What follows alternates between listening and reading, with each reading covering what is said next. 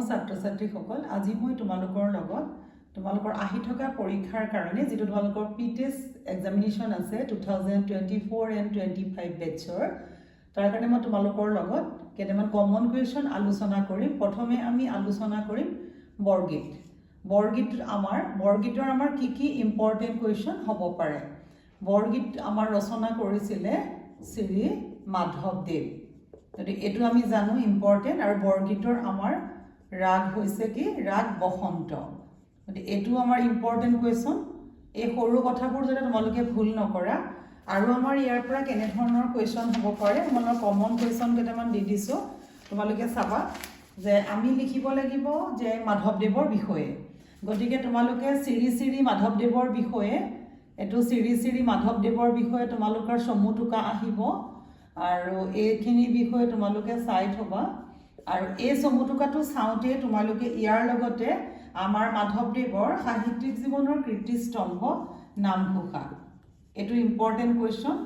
আৰু নামঘোষা কি বুলি কোৱা হয় হাজাৰী ঘোষা বুলি কোৱা হয় কিহৰ কাৰণে হাজাৰী ঘোষা বুলি কোৱা হয় যে 1000টা ঘোষা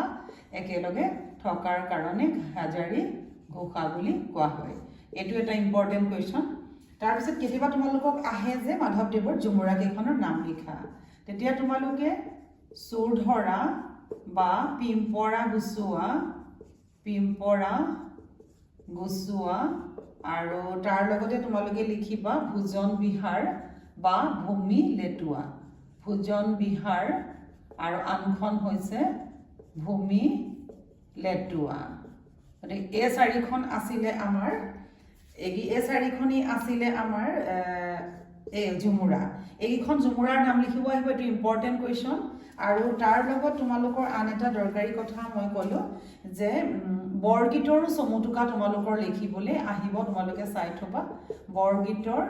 চমুটুকা গতিকে চমুটুকা দুটা মই কমন দিলো এটা দিলো তোমালোকৰ মাধৱদেৱৰ আৰু এটা দিলো তোমালোকৰ বৰগীতৰ আৰু ইয়াৰ লগতে তোমালোকে বৰগীতৰ লক্ষণ দুটা চাবা হেতু কমন এটু পাঠৰ কাৰণে মই তোমালোকক কৈ দিছো বৰগীতৰ লক্ষণ দুটা মুখস্থ কৰিবা এটো তোমালোকৰ কমন কুৱেশ্যন তাৰ পিছত তোমালোকক আৰু এটা মই দিলো বৰ্জাৱলী ভাষাৰ বিষয়ে তোমালোকে জানিব লাগিব গতিকে বৰ্জাৱলী ভাষা এই তিনটা তোমালোকক মই কমন কুৱেশ্যন দিলো আৰু এটা ইয়াৰ পৰা শৰ্ট কুৱেশ্যন মই তোমালোকক কৈ থৈছো যে বৰ্জাৱলীৰ ভাষাৰ মূল ভেটি কি যদি বৰ্জাৱলী ভাষাৰ মূল ভেটি কি বুলি আহে তে তোমালোকে মৈথিলী বুলি লিখিবা এটো 1 নম্বৰ কুৱেশ্যন আহিব এটো কমন দিছো মই আৰু তোমালোকৰ এইখিনি বাকি ভিতৰৰ পৰা তোমালোকে এইখিনি চালে নিশ্চয় তোমালোকে ইয়াৰ পৰা জীৱ আহিবলগীয়া প্ৰশ্ন আছিলে তোমালোকে নিশ্চয় পাৰিবা আৰু যদি কেতিয়াবা আহে যে মাধৱদেৱৰ বৰগীত কেইটা পাইছে তোমালোকে লিখিবা যে মাধৱদেৱৰ বৰগীত 157টা এটো কুৱেশ্যনত তোমালোকৰ 1 নম্বৰ থাকিব 1 মাৰ্কস 157টা আৰু টোটাল যদি বৰগীতৰ কথা হয় তেতিয়া হলে আমি পাম 191টা বা 9 কৰি 11টা 191টা বা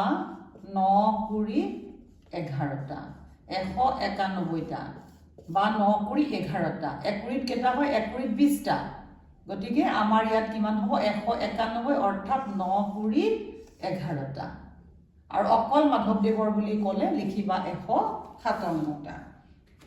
এইখিনি আছিলে আমাৰ এই পাঠৰ মূল কথা মৰমৰ ছাত্ৰ-ছাত্ৰীসকল তোমালোকে এইখিনি কমন কুৱেশ্যন পুৰা পৰীক্ষালে সাজু কৰি ৰাখিবা আৰু তোমালোকে ভিডিওটো এটা লাইক কৰিব নাপাহৰিবা নতুনকৈ অহা সকলে সাবস্ক্ৰাইব কৰিবা আজিলে ভিডিওটো ইমানতে থাকক ধন্যবাদ